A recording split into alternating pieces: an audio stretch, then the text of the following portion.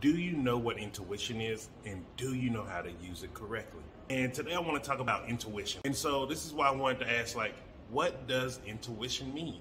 And are you using it correctly?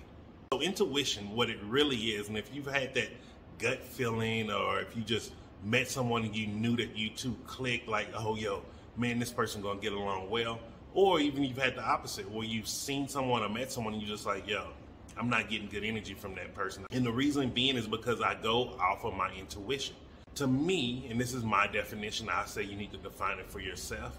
Now, what I mean by getting in harmony with their frequency, you can feel their emotions. You can tell if that person is a good person. You can tell if that person is a bad person. You can tell if a person may even be thinking of doing harm to someone. That's why you don't see me in clubs. You don't see me at all these different night events. I'm not doing nightlife videos.